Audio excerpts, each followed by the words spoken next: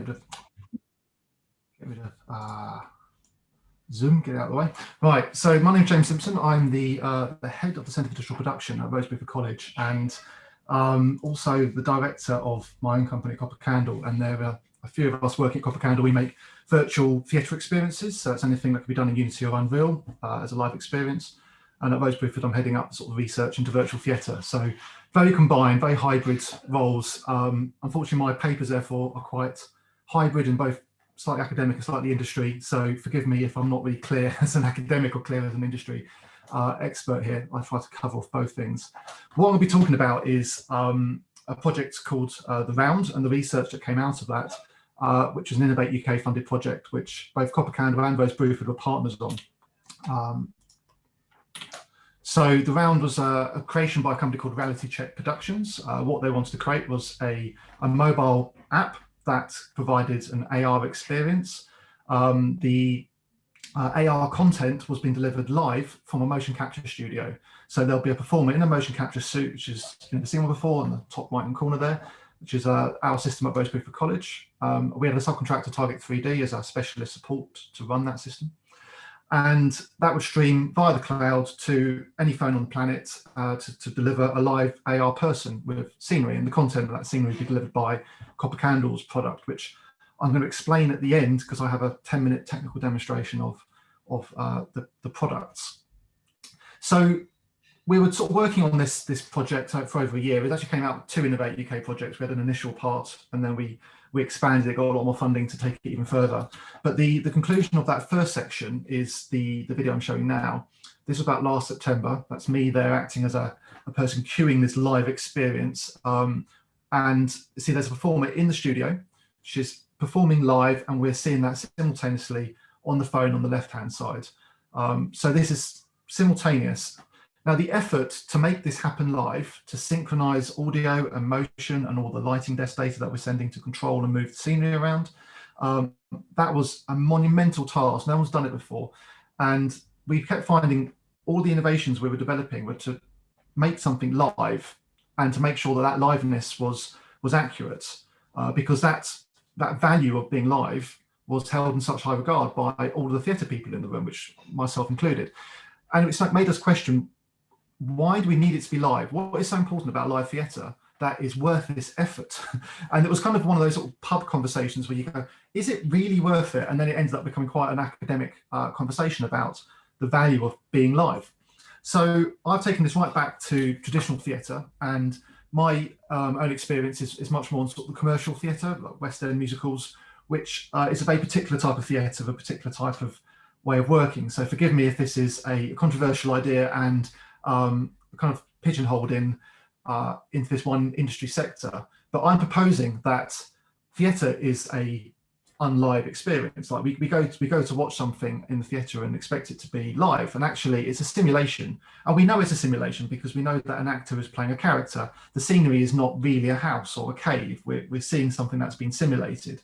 The entire experience is curated around us and designed to be repeated like a CD played on repeat. A director wants to walk away from the first night knowing that their production will be the same in 4 years' time. So we build in technical mechanisms to make that show repeatable, so that the audience has no idea that they're watching something that is actually incredibly contrived. And even the actor doesn't always understand the level of control that's going on around. So to give some examples, a typical West End show would have a click track. A click track is a beat that's playing in the background that people listen to in their ears, or it's used to control the equipment. So the musical director is banging the baton at the same time as the click track. That means that all the music is predefined. It's being played live, but it's being done exactly the same way every night because the click track's controlling it. That same click track is being sent to the lighting data to send the lighting control information to the lights. It's being sent to the radio mics to make sure that they're the right levels at the right time. It's turning on the sound effects. It's turning on the video projection. It's moving the scenery around. And there's dead man controls and all these things to make sure that there's somebody there physically if something goes wrong. But effectively, you hit go at the beginning of the show, just like a tape recorder, and it plays, and the whole show is then controlled by that. The only thing that's ever different is the audience. The audience has the opportunity to feed back, and that might affect maybe the performance of the audience, performance of the cast and the characters. They feed off of the audience experience. You feed off each other in the audience. You get a sense of that, palpable energy you get in an auditorium. So there's something there. We're trying to figure out what that is in this moment. Another example of a sort of controlled experience is a wonderful video, which I recommend you go and find and watch in your own time. I'll play a section of it now. And this is the ROH machine. If you Google ROH machine, you'll find it.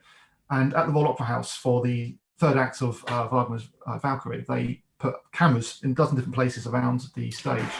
And I'll play it here in the background while I'm talking. I watch the stage manager in the top corner. She's reading a score. And as Maestro Capano is batching the baton, she's following all of these cues. And she's saying go on cue every single time. Strobes, go. It's worth a watch, because just watching this talent playing out these cues is amazing. Tiny smoke clear. One of the most talented stage managers I've ever worked with. But you can see all the things happening around the stage when she says, so she is the click track. Go, LXQ 202.5 and smoke burst, go. I'll let you watch that in your own time. But it's worth noting that the show has been controlled by that mechanism that's been created for centuries as a way of controlling shows. And all of that show was a revival of something that happened 10 years before. The Ring Cycle was made back in 2005, and it's come back 2 or 3 times. So it goes away in storage for a few years, and when it comes back, it is a new show, but it's exactly the same as it was 5 years ago. So those cues are identical. It's just like taking the CD out of the card and putting it back in again and hitting play. So we're questioning live here. I'm going to lean on Catherine Hales a little bit here, just to give me a little bit of academic support for what I'm discussing. Just checking, can you all hear me? Chat, someone's talking to me. Yep, you're fine. So I don't follow football, but I understand there's a lot going on at the moment. Particularly last night, 8 o'clock last night, the roads around here were dead. There was no one driving. There was nobody, answering my calls. I don't really know what's going on, but I understand for social media, everybody was on there enjoying an experience that was happening at that moment. And of course, I know it was a semi-final. So lots of people would have liked to have been in the venue. That is where you want to be when you're watching a live experience, but most people are watching it from home. But it had to be at 8 o'clock. It wasn't something that could be experienced outside of this time window. If you watched it this morning, you'd have missed out. Even if you were in a bubble and you didn't see all the social media posts and you hadn't seen the news and the result wasn't told to you, it would not have been the same experience to have caught it later. Now, Catherine Hales refers to this as materiality, and her idea is that if something wants to have a sense of presence, it needs to have randomness associated to it. And nothing's more random than a sports game. You don't know the outcome when you start it. Of course, that's the point. And if you put in a pattern, then you remove the sense of presence. Now, theatre by its very nature is a pattern. You repeat something over and over again. So the random element comes from the only variable that's introduced to that show, and that's the audience. And of course, mistakes, which we can't help. Now, another person, I'm going to refer to my notes, Baudrillard, because I'm going to say his name correctly, talks about what is known as the presence or the procession of Simulacra. And this is really interesting when he talks about the Mona Lisa as a virtual experience in an art gallery. Now, at Rain Dance Festival last year, which was remote and I was doing from home, I went to see the Mona Lisa in a VR experience. And it was fantastic because I could get right up to it. I could have a look at it. It was beautifully scanned. I was in the Louvre and all the little details were in there. The lighting was in the right direction. I could see the brush strokes. I had an uninterrupted view of the painting. Now, I understand I've never been to the Louvre, but if I did, I'd struggle to see the Mona Lisa because there'd be so many people standing in the way, everyone with their phones out, taking pictures. But you still want to go and experience it. So what is it about being there that makes that so important? And what Baudrillard describes is about the seeing the patterns in the copies that you're looking at. So there is a pattern in the way that Da Vinci drew the Mona Lisa, which is replicated in all of his work. Now, if you've never seen his work before, you wouldn't notice those patterns, and therefore the original is irrelevant. You might as well watch a copy, in which case you could go to the digital version of it. And this again comes back to what Hales was saying about presence being about randomness. Now, in an art gallery, everybody is looking at the same object. You're all looking at this painting, so you have a sense of presence. Everyone's staring at the same thing at the same time, and that gives you a sense of, sort of shared experience. And there's some sort of pattern there in how you look at something. When you're at home, you're on your own, and the experience is just very subjective and isolated, and you don't really know that other people are sharing that experience of you. So I'm going to move on to talk about, I've lost my cursor, to talk about the trend that's happened over the last 18 months in theatre with live streaming of digital theatre experiences. Now, there's some productions such as Hamilton, which was pre-recorded before lockdown, and they released it to Disney Plus to put on for anyone to watch, which was very nice of them, and it was very enjoyable. Lots of people enjoyed it, and it was pre-recorded, and people enjoyed it just for its creative content. There's companies like the Royal Opera House that have been doing live cinema streams for years and years. So they had these one-off events where you turn up and you watch the live cinema experience, but then you had the opportunity to watch it on repeat at another cinema showing, which were never as popular as the original live version. This all became very stark for me when I was watching the Old Vic series of productions. I had a family member that works at the Old Vic. So she was sending us links to everything they did, which was, there's quite a lot of them. They had a great season of work. And we lost track of what was live and what was pre-recorded. So we're watching some things that we thought was pre-recorded and found out afterwards they were doing it live on stage at that moment, and sometimes vice versa. And that changed our interpretation of what we were watching. It affected us whether or not we realized that people were sharing it with us. But it really became apparent with Lungs, the first production they did as a live stream. We watched it as a pre-recorded version 6 months after it was filmed, but it was filmed live. There was no chance to fix it, to edit it, to correct the focus, and it was quite a dodgy recording, if I'm honest. And I hope they don't take criticism at that. I think they would say it themselves. It was poorly made, but it was fine for a live experience because it gave you that sense of reality, that ruggedness that tells you it's real. But as a experience later on my TV, where I'm used to watching Game of Thrones or Marvel films that are polished to the nth degree, it was not a good quality experience to enjoy on my TV. And that's because as human beings, that even though we enjoy art, we enjoy the live experience, we do also enjoy TV, and what we're used to seeing on our TVs at home has to be of a certain quality, and watching live theatre isn't. So it goes back to that question I had right at the start. Was it worth the compromises to make that experience live? It was very expensive, lots of technical challenges, lots of things can go wrong, and there's no chance to really get the polish and the quality. Is that worth all of the effort to make something live? Or is it just enough that something feels like it's live, even when it's not? Now, an example of that is with our production for the Innovate UK project of The Round. It was commissioned to be used for the British Academy Film Awards, which was great. And Liam Payne, who is an ex-One Direction singer, I understand, was performing live in a motion capture suit onto your phones at home via an AR app, via The Round. So this is actually my kitchen. This is him singing along. This was live. He was actually in a motion capture suit somewhere else, and we were watching it. Now, it's a digital character, it's a game character, so it hasn't got the reality that a real person would have. So you're questioning it, saying, well, is it real? Does it matter that it's really there somewhere? Apart from being a lovely performance, there was actually a problem with the moment when it was created. And now this is not something that, I want to emphasize too much, but some people didn't get the app working in time. There was a problem with the server, particularly on Android phones. So some people didn't get the 10 to 8 experience. At 10 to 8, Liam Payne came on live and started performing to the app. But some of us were getting this message. Some people noticed it, but most people didn't. They were just waiting for this experience to load. And at exactly 8 o'clock, the app was designed to switch from the live experience to a pre-recorded motion capture data that was filmed a week earlier.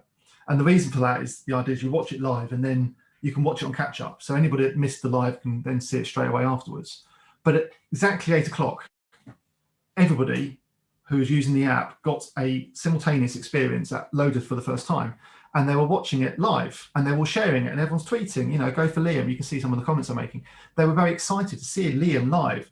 It didn't actually occur to them that it wasn't live. It wasn't meant to be. Of course, the pre-recorded version was designed to be experienced as a after event, but everyone enjoyed seeing him live, even though he wasn't. So, was that lying to the audience? Well, in this case, no, because, they weren't trying to pretend anything.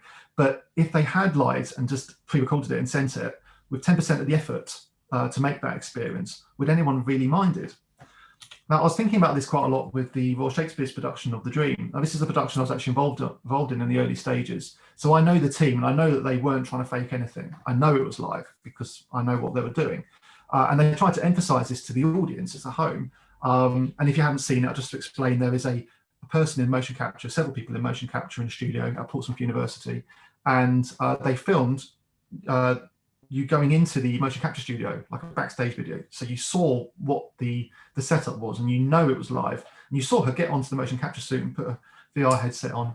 So you're aware that it's live. And then afterwards, you watched all the digital content streamed to you over a web browser. Now, they really tried to bring this home with some interaction, bring some game elements, which is a really great way to give an audience a live experience. And this was me and my kids in this moment watching this. And you can see on the right-hand side of my screen, we're pulling a little firefly down and flicking this ball into the space. And then in the left-hand screen, which is the live stream, you're seeing all these balls land from thousands of people all over the world, all these little glowing balls all over the world. They're all created by different people. Now, I know this was real. It was really trying to figure out where the ball was being flicked to and making it land there. But I did have to ask the question, I could just be flicking a ball randomly on one side and balls could be randomly spawned into Unreal on the other side. Would anybody have known? Is there any way of really linking those two things together? So it makes us question, is it important that this is live? Does it have to be something that's happening at that moment? Or is it just that it has to have an event? Could you pre-record everything and have it happen in a single moment where everyone experiences it at the same time? This happens a lot with TV. We don't realize it. Most TV is delayed by 4 minutes, particularly big game shows like Strictly Come Dancing, where there's a risk of mistakes, or there's a lot of syncing of technology that needs to be done, or there could be a transgression on set which needs to be edited out, like a swear word. That means that anything you watch on TV is typically not live. It's delayed and then it's been edited. Now, it doesn't matter if it's 4 minutes or 2 days, right? If it's not live, it's not live. But no one really cares because you're all seeing it at the same time. Now, we were going to try to test this. Unfortunately, COVID got in the way. We were creating a production of our own Midsummer Night's Dream with some master students at Rosebery College. And the idea is, and I'm going to share this with you because we haven't done it yet. Unfortunately, we got affected by this NHS app pinging notifications. We had no cases, but in one day, about 100 people all got taken down by the NHS app. So we had to cancel this bit of research. So we're going to redo it in September, and I'll report back on how it went. But the idea is that they're performing live in a motion capture suit. And if you watch them performing, you can see it live on the screen.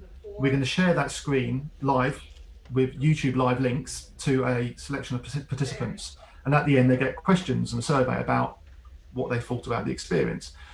What they don't know is that half of them will get a different YouTube live link to a pre-recorded version of the same screen content. So it looks identical in every way, except that one is coming to you live and the other one is pre-recorded. Now, obviously, the performers know this, so that affects their performance. It makes a big difference doing a presentation like this live versus doing it as a pre-recorded experience. But doing it as as two different versions, we want to see if the audience will pick up on the differences between something that's been pre-recorded and something that is actually live, to try to dilute what is that essential ingredient to make something live. Now, to conclude, and I'm going to go into a technical presentation in a moment where I'm going to explain this project, which demonstrates the technology we've been using to make this happen. But I just want to say that what we're trying to do here is find out what the magical ingredient is that makes theatre experiences valuable when they're live. We all know it without, it's anecdotal that we'd rather go to a place to watch something than to watch it at home. Now, that's not true for everybody. There's some people prefer, the safety of a home environment, but on the whole, people prefer to be in a place. Now, why is that? When we're creating simulations and illusions, we're tricking the audience with magic of theatre.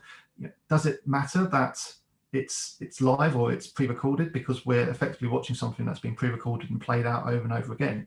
So there is something there that's really special, and we're trying to dilute what that is, distill it into a test tube, if you like, so we can apply that to the new digital immersive sector, because that sector needs to benefit from the same qualities. It needs to understand how to make audiences enjoy a live experience, because that's what they're looking for in the current live theatre and live events experiences. And we're hoping that, or at least our notion for what that is, it's about the audience themselves. It's about their shared experience. It's about their engagement with each other. And by becoming participants of the experience, whether it's immersive and they're interacting, or whether it's just their presence in the space, the sound of their breathing, the sound of the silence you get when there's a really important moment happening on stage, or the laughter, or whatever it is that builds you up.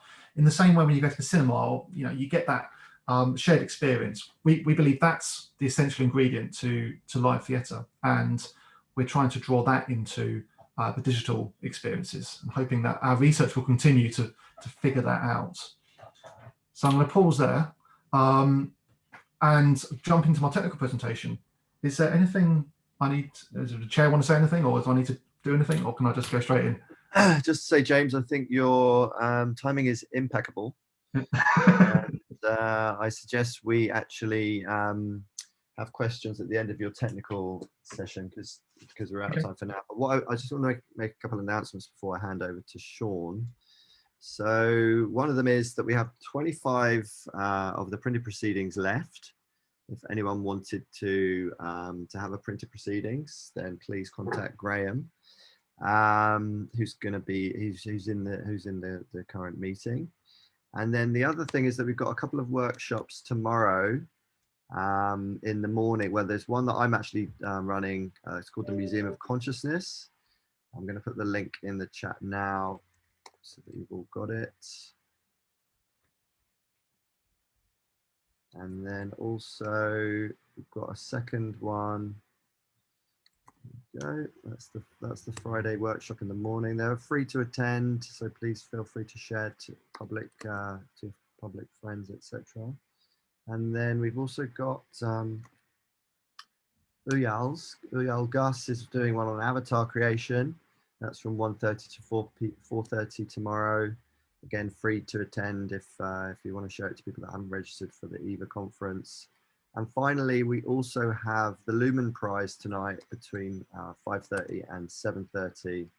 And that is the link there for anyone that wants to attend the Lumen Prize if you register on that link.